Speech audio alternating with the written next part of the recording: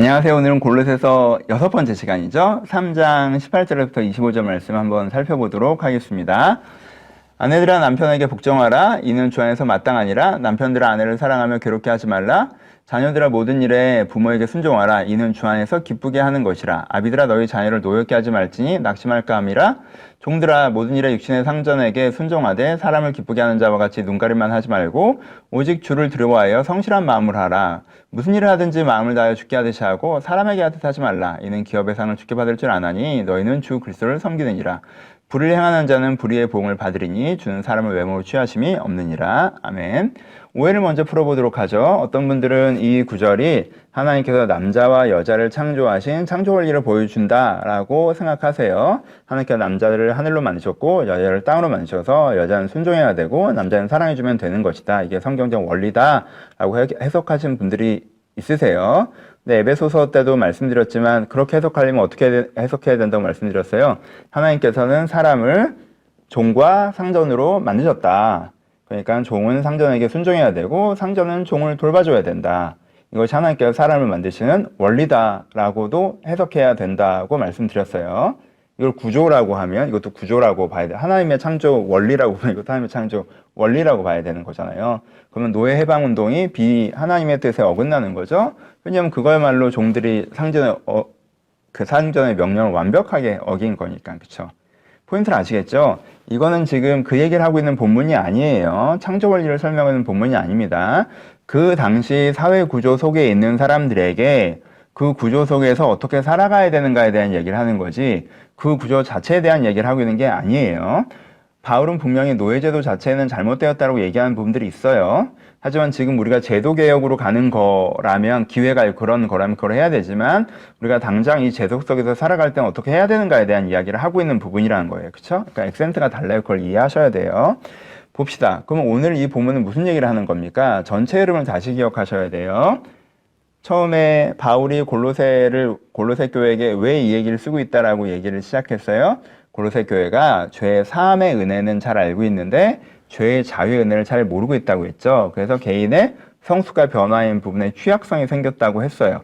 게다가 엉뚱한 사람들이 찾아와서 잘못 가르쳐줬죠. 성경 공부 많이 하는 게 교회 활동 열심히 하는 것 자체가 마치 신앙적인 성숙과 변화인 것처럼 잘못 가르쳐줘서 이 골로새 교회가 정체기 믿음이 있지만 변화가 없는 상태에 머물러 있었다라고 했어요. 그래서 바울이 지금 창조의 그리스도, 창조의 예수님을 이들 가운데 설명하면서 그 복음의 은혜가 너희들을 전인격적으로 변화시키는 죄자유의 은혜도 있는 것이다라는 걸 설명하고 있는 게 골로새서라고 말씀드렸습니다. 후반부에서는 거기에 대한 예를 드는 거죠. 특별히 어떤 부분도 변화될 수 있고 어떤 부분도 변화될 수 있고 어떤 부분도 변화돼야 한다라고 하면서 탐심이 변화되는 것 그리고 노함이 변화되는 것에 대한 이야기를 하고 있는 거예요. 있다라고 말씀드렸죠. 그리고 그 연결해서 오늘 본문이 나오는 거잖아요. 그럼 세 번째, 우리 안에 죄자유의 은혜라면 우리가 어떻게 변화돼야 되는가라는 세 번째를 얘기하면서 사회적 학습으로부터의 자유를 이야기하고 있는 게 오늘 본문의 핵심 메시지입니다. 여러분, 개인적으로 좋은 사람, 개인적으로 도덕적인 사람들도요, 자주 사회 구조적으로 범해지는 악에 대해서는요, 저항감 없이 동참하는 경우가 많습니다. 내가 좋은 사람이에요. 그런데 상전이에요. 그러면 종을 폭력적으로 함부로 대하는 거에 대해서는요, 별로 문제의식이 없어요. 그걸 잘못이라고 생각 안 해요. 사람한테 참 잘하는 사람인데 종한테 함부로 대해요. 왜? 사람으로 인식을 잘 안 하는 거죠. 그렇죠? 포인트를 아시겠어요? 내가 되게 좋은 사람이에요. 내가 되게 따뜻한 사람이고요. 그래서 주변 사람과 너무 잘 지내요. 근데 이 사람이 종이에요. 그래서 상전에 대해서는요, 속여요. 눈 가리고 아웅하고요. 그리고 저주합니다. 없어지길 바래요. 그러니까 그 사람에 대해서 되게 혐오하는 감정을 갖고 있고요. 이 비인격적으로 대하고요. 속이고 사기치고 하더라도 내가 잘못하고 있다고 생각하지 않아요. 왜? 그 사람은 그렇게 대해도 되는 사람이라고 생각하는 거예요. 구조적으로 악에 동참하는 거예요. 다른 사람한테는 절대 거짓말하거나 속이는 사람이 아닌데도 불구하고. 포인트를 아시겠어요? 이 구조가 남편과 아내에서 그 당시 여기가 권력 구조였거든요. 우리랑 되게 달라요.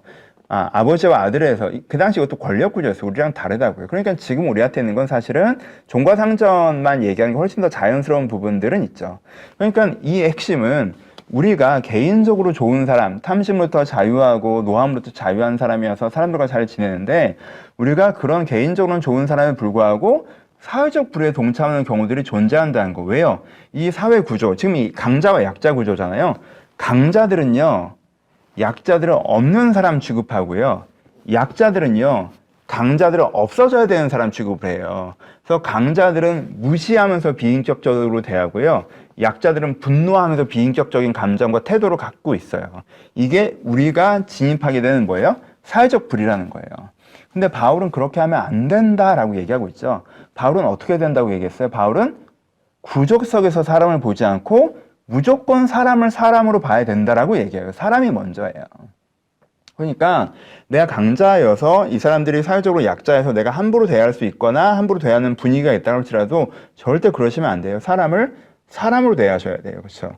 내가 약자여서 저 사람들은 없어져야 되는 사람처럼 나한테 인지되고 그래서 이 사람은 내가 함부로 대하는 감정과 태도가 있다고 할지라도 그렇게 하시면 안 돼요. 사람을 사람으로 대하셔야 돼요. 우리가 구조의 문제는 해결해야 되는 부분이 있습니다. 하지만 그건 지금 얘기하고 있는 부분은 아니에요.